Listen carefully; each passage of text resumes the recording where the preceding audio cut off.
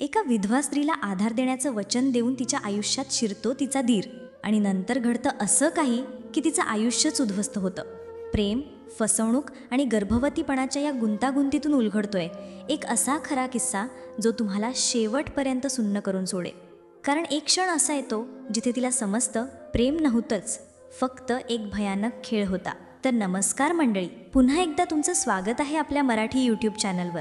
उत्तर प्रदेशातील हरदोई जिल्ह्यात घडलेली ही घटना एका नवरा बायकोच्या जोडप्याची आहे. काही वर्षांपूर्वी त्यांचा विवाह झाला होता आणि त्यांच्या संसारात सगळं सुरळीत चाललं होतं.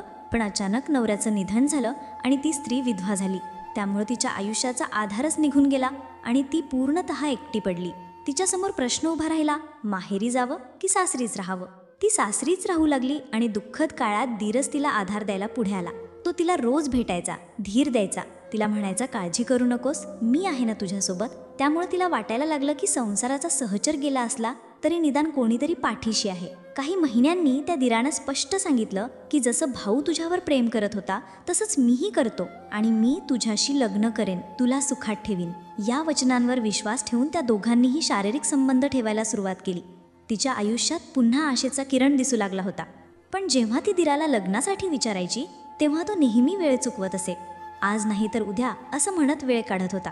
आणि याच काळात ती महिला गरोदर राहिली. त्यामुळे तिनं त्याच्यावर दबाव टाकला की आता लग्न करावंच लागेल, नाहीतर समाजासमोर तिची बदनामी होईल. पण त्याला अजूनही गप्पा मारल्या, आश्वासनं दिली आणि लग्न टाळलं. एक दिवस त्या महिलेनं त्याच्या बॅगमध्ये काही लिपस्टिक, महिला कपडे वगैरे पाहिले तेव्हा तिच्या शंकेला जाग आली.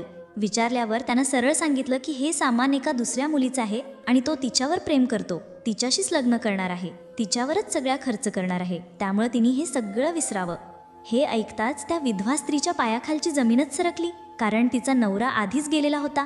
आता तिचा दीरही तिला फसवून दुसऱ्या मुलीशी लग्न करत होता आणि ती स्त्री गर्भवती अवस्थेत सामाजिकदृष्ट्या एकटी पडलेली होती.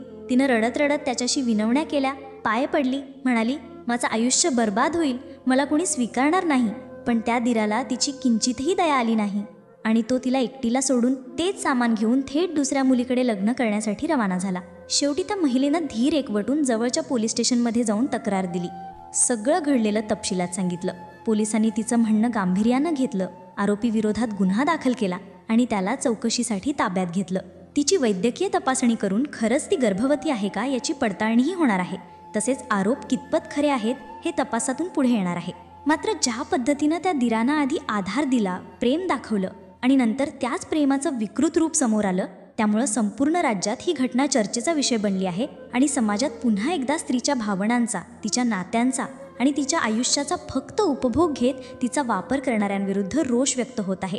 आणि म्हणूनच या प्रकरणातून आपण शिकायला हवं की कोणत्याही नात्यात जर प्रामाणिकपणा आणि जबाबदारी नसेल तर ते नातं फक्त स्वार्थाचं साधन बनतं. स्त्री ही भावना नाही, ती एक व्यक्ती आहे. तिचा वापर नको, तिचा आदर करा.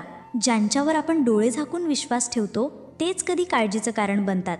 म्हणूनच सतर्क राहा, सावध राहा, कारण गुन्हा सावध पावलांनी येतो पण आयुष्यभर जखम सोडून जातो. पुन्हा भेटू अशाच एका धक्कादायक सत्यकथेच्या प्रवासात. तोपर्यंत नमस्कार.